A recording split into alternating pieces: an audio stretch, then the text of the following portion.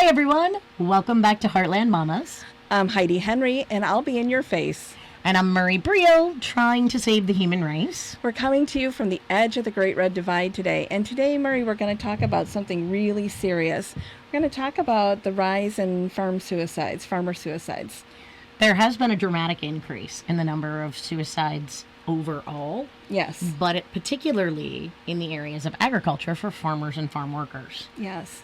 And you know, Murray, I've always said farmers do just a handful of things. They plan, they plant, they pray, they harvest. They pray again. Yes, and then they repeat. Yeah. That's the life of a farmer. You know, they do the same thing over and over again, expecting good results, and yet the last 6 years have been really terrible. Commodity prices have been down across the board. Dairy farmers, you know what you've been going through between the trade war with Canada and then Walmart cornering the market. Wisconsin dairy farmers in particular have been hit ridiculously hard. In 2017, 971 suicides. 917 suicides happened in Wisconsin. And a significant portion of those were an uptick from farmers. It's terrible that this amount of stress has happened in an industry that is largely populated with farms or with family farms. And it's not the corporate farmers that are feeling the pressure, Murray. It is the family farms. And a lot of that is owed to heritage. You know, these family farms are generational. They've been in the same family since the 1800s, and now we are in the 2000s. We're several generations in. The children have left home for other jobs because there's not enough money coming in on the farm. A lot of farmers work in addition to farming. Farming's very hard work and can be 24 hours a day for weeks on end during planting and harvest season. You're not allowed to get married for First Communion, have any big events, no babies during. I remember this growing up out here. Our family is a family of farmers. My mom's family farmed, then her brother took over the farm when her mother passed away, and then his son took over the farm, and when he family retired, farm. And his boys. So we're on 4 generations of family farm. And the youngest of his sons has allergies, and he even went through allergy shots for 8 years to be able to come home and farm. And the oldest son wasn't able to come back and farm because there wasn't enough work for him to do. Not enough money. Right. So, you know, growing up, it was, I mean, you have to understand, for those of you who aren't rural, and if you're not a farmer but you're rural, you know what we're talking about. You know, you're bringing food morning, noon, and night to the farmers because they've got nothing out there and they have to stay on the tractors. They can't take an hour lunch and come back on. They know they have a very short window with which to get their crops in. You run the cooler, get their crops taken care of, and then get them out. Yeah, yeah, and you know, it's that huge workload that causes stress to begin with, and then you add stress of having crop from last year rotting on the ground because there is no market.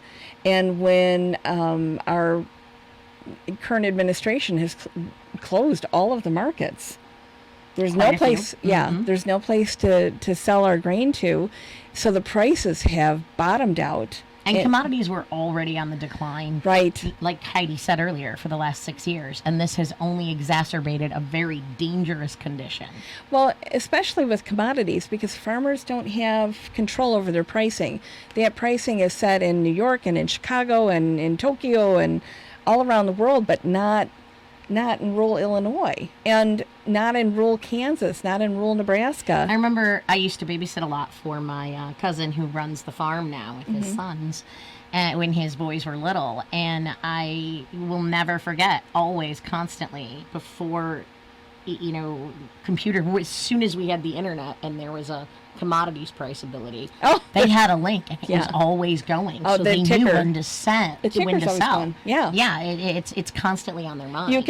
I can hear the trucks go past my house when the commodities are good, you know, when the prices are up, and the trucks have been really quiet for a long time now. Yeah, I haven't seen a lot at all. No, and that's too bad because we're still sitting on 2018 crop. A lot of those guys still have it in their own silos, and we're getting ready to make 2019 crop right now, bringing in what little got planted, because then on top of the commodities pricing and the trade issues and the everything else, we've had horrible weather, flooding, epic biblical flooding.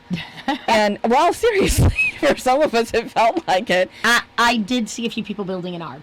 I'm not going to lie. I didn't see any animals going 2x2, but I definitely saw some boating materials. I saw some of my hay heading to Nebraska. Yes, you did. Yeah. So, but on top of everything else, then we have the epic flooding, so then crops can't get in, and we have ground laying fallow. There's nothing more unnerving to a farmer than having their fields fallow. You know, you want to explain what fallow is? Fallow means unplanted, okay. left to go to weeds. I knew what it meant, but some of our listeners who may be more urban may not know what fallow means. So, right. So when you drive past these farms out here, if you get out into the country or if you're on the interstate, look and see how many fields aren't planted, and it's stunning. It's stunning to see, and it's stunning to see up close. I read one article today where the man had 6,000 acres and only planted not quite 1,000. And here's the thing: if they plant, I know, if they had their plants or their seed in the ground, and they had crop insurance, they're probably going to be okay.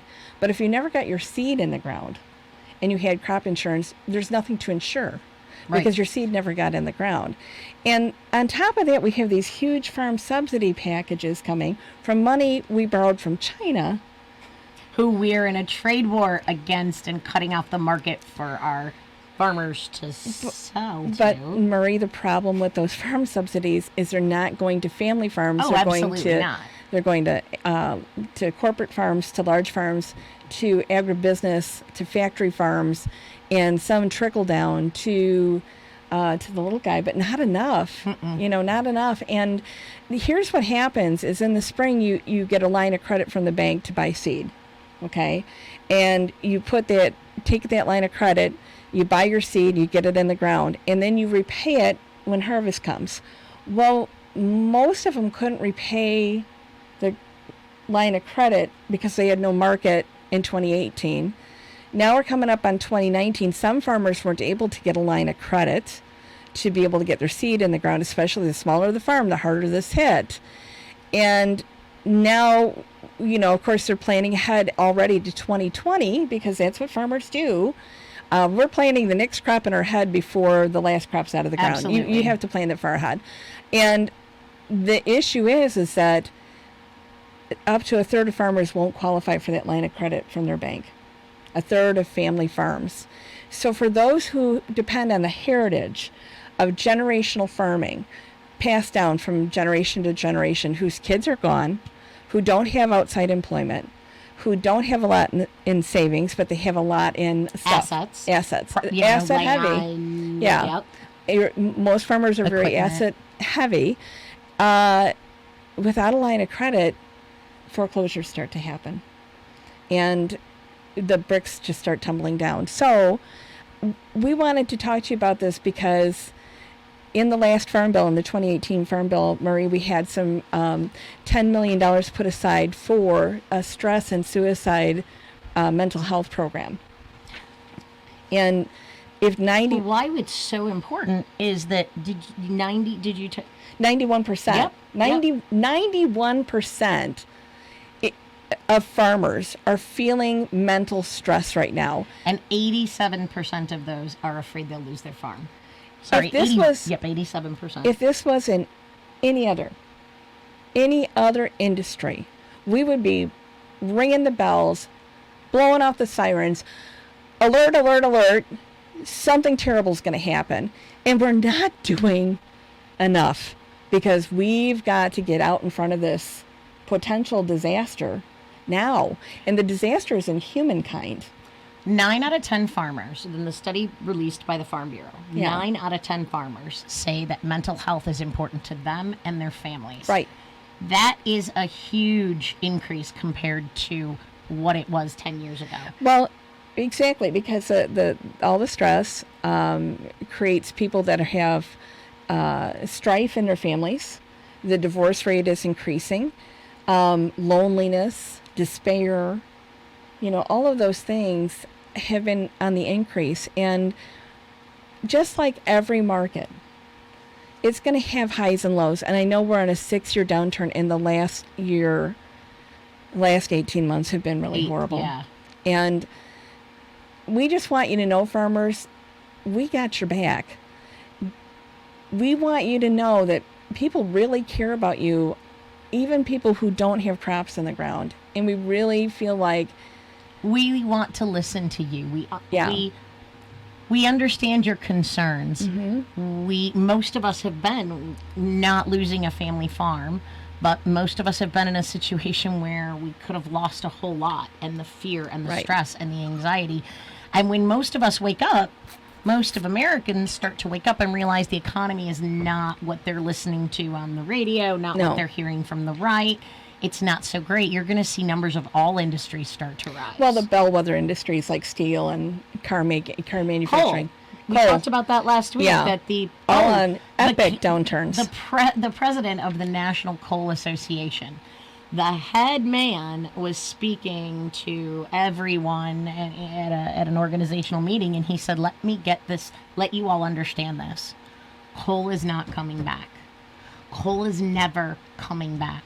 But this food, administration didn't do anything for coal. Nothing. So even they understand what's going on. But food, like you said, Heidi, food is has essential. to come back. Food and has it's to not come just back. food. It's everything that's made from corn and soybeans. And wheat. Yeah. Plastics. Yep. Fuel. Every part of the corn plant is used, for feed. Soybeans are quite often used as a substitute for petroleum. Yes. Which is really nice. Yeah. Yeah. So when we go over these notes and we get people send us articles all the time, please talk about this. And back in 1980, when I was a teenager, and I hadn't really met my husband even then. I might have known him, but we weren't dating. I used to do some farming for a bank that had taken a bunch of farms from farmers in the farm collapse. And I did grow corn and soybeans, and it was one of those things where they'd reached out to 4-Hers and 4-H leaders, and that's how I got involved in that. And watching the suffering, I remember one day driving a plow, and a sickle plow, and I had taken training on this huge tractor, and I wasn't too sure I was going to make the corner, and there was a man standing there at the corner. And so I didn't know if he was from the bank and wanted to talk to me, so I put it into park. And I was a city girl from the Chicago suburbs, so it had been my dream. We were the reverse. Yeah. I was the farm country girl, she was a city girl, and we flipped. Yeah. I moved into the city, and she moved out here. So it was the man whose farm it used to be. And that was, that was really hard. And my family, all of us are just a few degrees away from this. My family had lost their family farm in Milford, Illinois, during the farm collapse. And I thought there could be my uncle, standing right there with tears in his eyes, remembering when he had farmed that land, and his family and his grandparents and great-grandparents.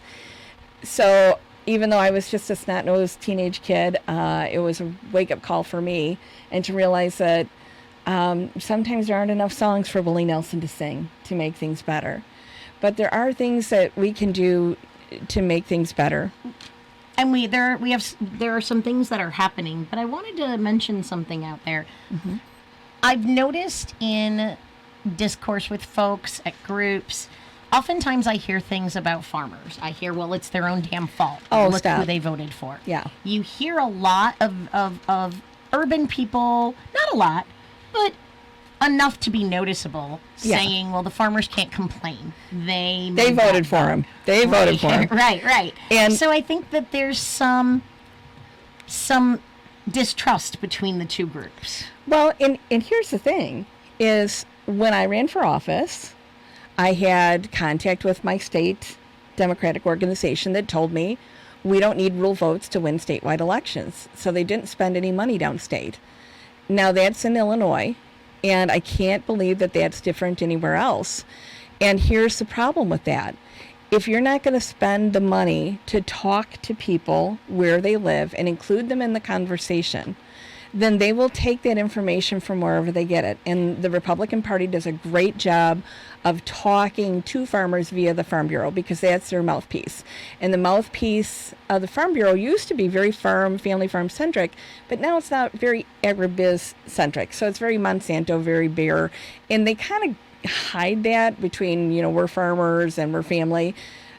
But the bottom line is when they lobby, Marie, they lobby for corporations, for corporate Not farming, for individual factory family farms. farmers. Yeah, very little, and that's why because the money's not there. Well, yeah, and that's why the bulk of the Because so many bailout. family farmers are worried about losing their farm. Well, and the bulk of the bailout is going to the big farms, Absolutely. to the factory farms, because they don't need your votes either.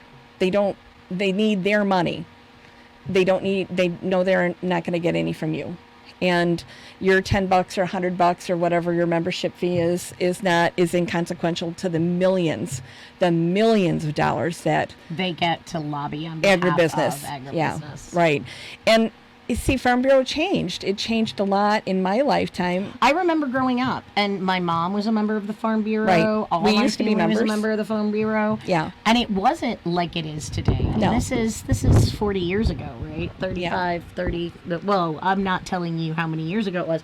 It was a long time ago. I just gave Right. away my age. But it wasn't like that. It was a home extension where they had all. I mean, it's still there, but the focus wasn't on agribusiness. It was on the individual farmer. Right. It was support. It was on the families. It was support like the Grange's support for families. Like the. You ever notice how the Republicans seem to co-opt a lot of really decent things, like don't attack. The NRA did not start off as a right-wing arm of the Republican Party. No, my dad was a member. Truly was a sporting. It was in the 80s when we decided that people owned the Second Amendment as well as militias, that it all went straight to hell. But that's when they jumped in. And the same sort of thing happens with the farmers. Right. They co-opted. Mm-hmm. And the problem with co-opting rural families and farmers and farm families is that you're just a stepping stone to get. They're going to step right on you to get someplace else. So Democrats, urban dwellers, those of you who maybe are like, well, I know it sucks, but you voted for him. Just think about it for a minute, okay? This is what we're talking about: bringing voices to those folks who don't have them. Right. There is a CNN, a gentleman by the name of Larry Engler, a farmer in Iowa, said, I made a huge mistake and I'll never vote for Trump again. So farmers are understanding the impact that it's having, but in those areas where they have information and communication. And so Democrats, urban folks, reach out to those farmers, reach out to those rural areas. Yeah. Let them know you support them. Even let's take away what happened in the past and really offer our support to them so that they, in return, can support ideals that make it better for them. Bring cookies to the farm field soon. They'll be out there day and night. But seriously, we have not done a good job of getting the message across. There was a lot of regulatory things under the previous president, a lot of EPA things, and some farmers took it the wrong way. But farmers, remember when you were always the good stewards of the land and water? It's a lot like everything else. Yeah. Anytime something happens, people don't like change. No matter what industry you're in, no matter what happened, no matter who you are, people are uncomfortable with change. Mm-hmm. So when we're changing things that we've done all the way, especially when someone comes out and says you have to do it this way without consulting you, Democrats, we do a terrible job of talking with. We talk at. We don't talk with farmers. Right. So that's why I'm like the chupacabra, the Democratic farmer. Oh my gosh, someone out there who's listening, if you could do a GIF or a picture or freehand draw Heidi as the farmer chupacabra, that would be amazing. Yeah, we would give you such a huge shout out if somebody could do that for us. I almost wore my ball cap with my farm logo on it today. Almost. Chicken. Yeah, well, first chicken. First chicken. And I did have a purse chicken. If you haven't heard this before, I did have it. And we'll do a first chicken story one day. Yes. But we were really giving the Farm Bureau a bit of grief here, and that's not to say at all that they're not taking action. And there could be a serious swing back as we see. The Farm Bureau is worried about the rise in suicides amongst farmers. They're extremely worried about mental health. They're extremely worried about bankruptcies. They're right now working on a lobby for FRSAN. FRSAN. Yeah. FRSAN. I don't know how they pronounce it. It's the Farm and Ranch Stress Network, which is a $10 million appropriation that was for a brand new program that offers multiple ways to help farmers handle their stress, find resources to handle their stress. Counseling. Therapy. So it's something that definitely needs to be done, and that was proposed March 25th of this year, and Congress hasn't taken any action on it yet. It was part of the 2018 Farm Bill, and really, Congress, this is something, and I know the House has voted to fund it, but the Senate, of course, Mitch McConnell is sitting on it.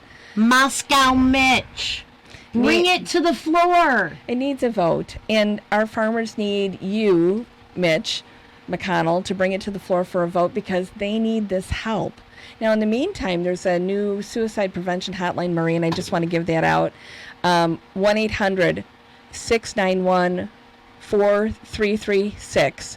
And it's open 24 hours a day. And it's not a suicide hotline, it's a stress hotline. Farm stress hotline. Specific, not the suicide prevention hotline, but farm stress, because these are the problems that wake you up in the middle of the night. These are the things that keep you up all night, that wake you up at 3 a.m. with the shakes. I've had financial stress before, and it's something that it tears you. It's at the back of your mind, and you try to fall asleep, and blah, blah, blah, it's right there. It's waking you up. And farm families, there's women and men out there tend to be fiercely independent and don't want to, say that they've got mental health issues, that doesn't apply to them.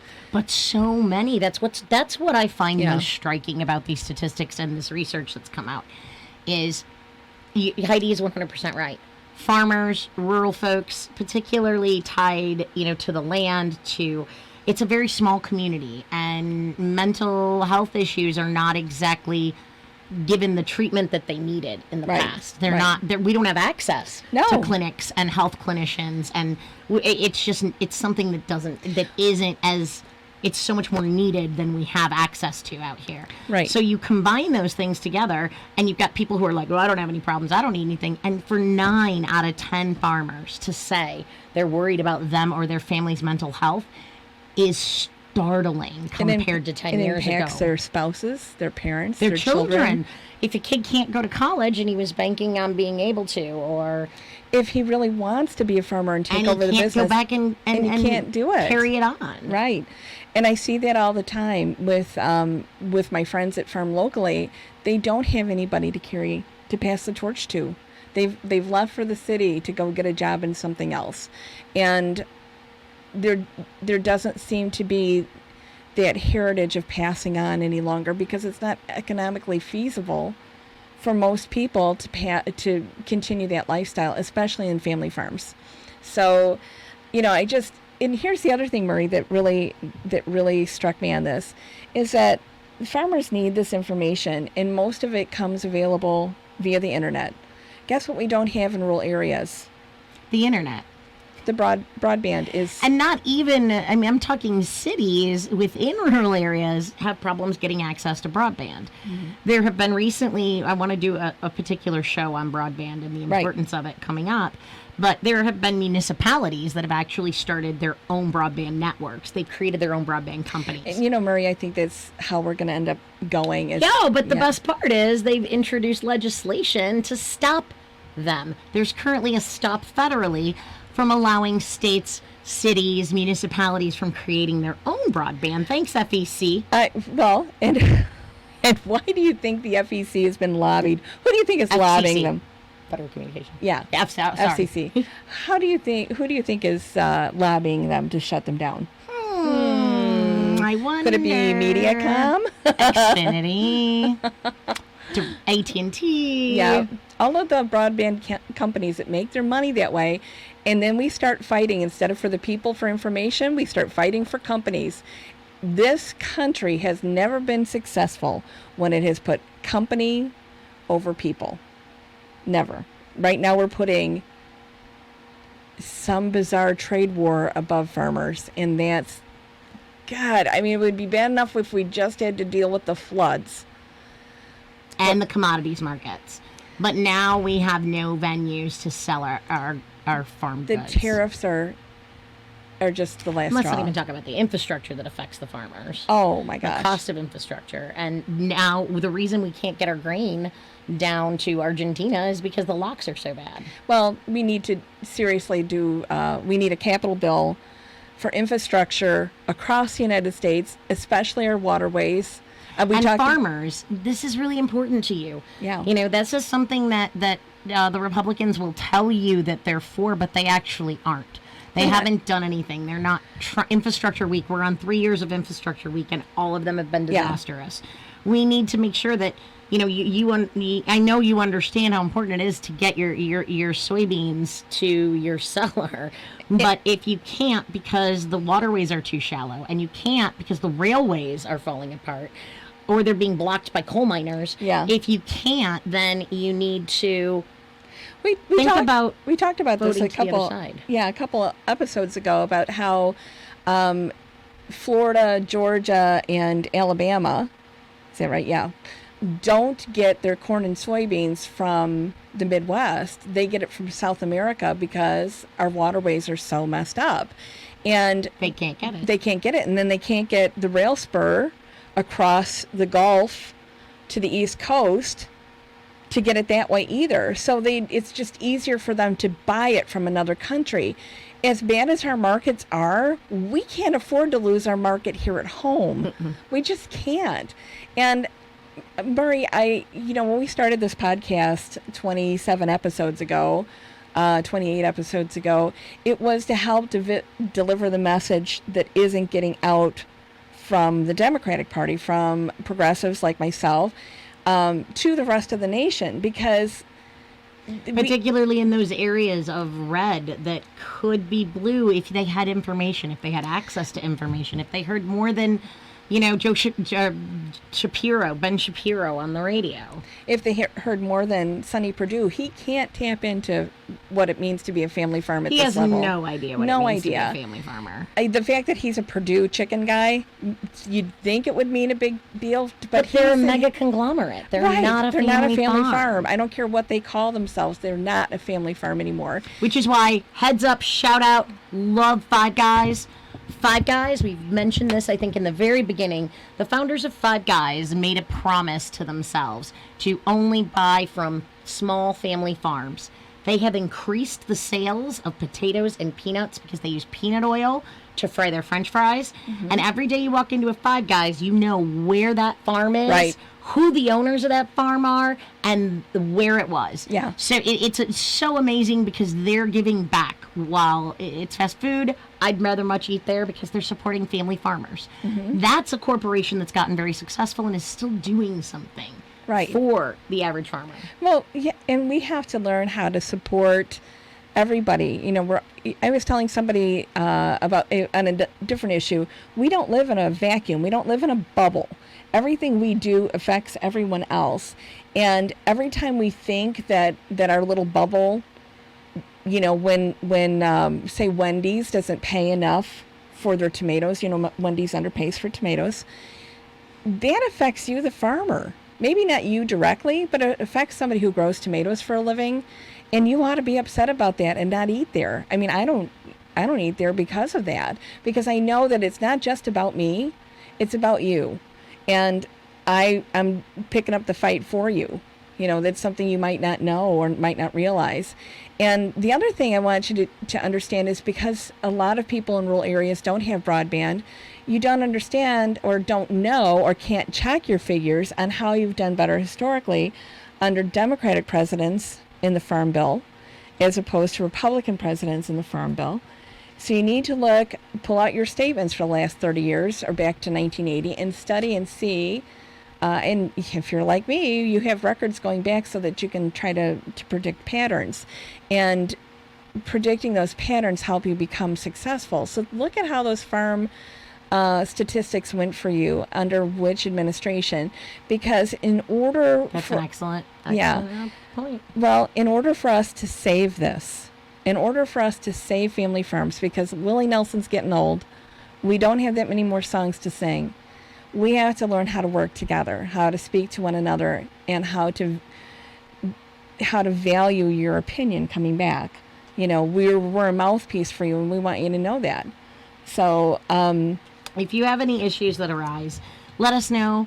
We'll be happy to help out. Farmers, we care about you. I came from farm family. Heidi is a farmer. I came from farm family. We understand your plight. Urban dwellers who may not understand the farmers, be a bit more compassionate. Reach out. Maybe share our cast. Let them know that there's a voice out there of reason and rationality that wants to help them. Right. We are just as frustrated as the farmers are with this issue, with these issues. The commodity pricing is not fair. The subsidies are not fair. We realize what it takes financially to keep farms going, and we want you to know that we have your back. So like, share, let those rural folks you know, especially your rural friends, let them know about this episode, and maybe it'll help to bridge some divides and bring some sense to some chaotic times. Right. And this week, Marie, we'll be back on the radio later this week with a whole new topic.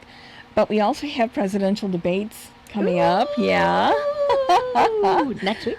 No, week after. 2 weeks. 2 weeks. So we've got a lot of... No, it's the 12th. Today's the 8th. Oh, yeah. It's this week. The 11th is my wedding anniversary. Oh, happy anniversary. 30, almost 37 years, that poor, long-suffering Stanley. So, and believe me, we've made it through dark and rough times, too. And come out on the other side. And you just have to know, farmers, just keep swimming. Just keep swimming. Just keep swimming, swimming, swimming. Dory from Nemo. It won't last forever. You know, but we can take it upon ourselves to try to make things change at a local and federal level. And, yeah. You know, we believe very strongly that the Democrats are maybe they don't listen to you, but they have been far better for you overall as a party than the Republicans have. So like Heidi said, please look at your statements, look at your years, compare what the weather was and the policy administration issues, and see for yourself who was better for you, and then make a different choice. And the regulations were put November next year. Yeah, the regulations were put in because if you've seen the weather changes we've had, you've seen the disastrous weather changes we've had throughout the world. And again, we don't live in a bubble. When we put in regulatory changes, it's to prevent algae blooms, in that case, and the one people in my area were upset about, algae blooms in the dead area in the Gulf of Mexico, and to try to prevent lawsuits for not doing anything on all the states lining the Mississippi River. That's why those were put in. It wasn't put in to harm farmers. It was to try to prevent a worse disaster. So, you know, sometimes you got to get on board, and change is hard, but boy, we made some tremendous strides. We can't go back. So thank you so much for tuning in. We're going to have great shows coming up. If you'd like to have us come out and visit you, please reach out. You can get us on Twitter, Facebook, Gmail, Google. You can listen to us on Spotify, iTunes, Stitcher. See us on YouTube. And thanks so much for tuning in. Hey, and I will be making a trek across Iowa into Nebraska and Kansas in the coming weeks. So if there's any place you'd like me to stop in and say hi, let us know. Take care now. Thanks a lot. Bye.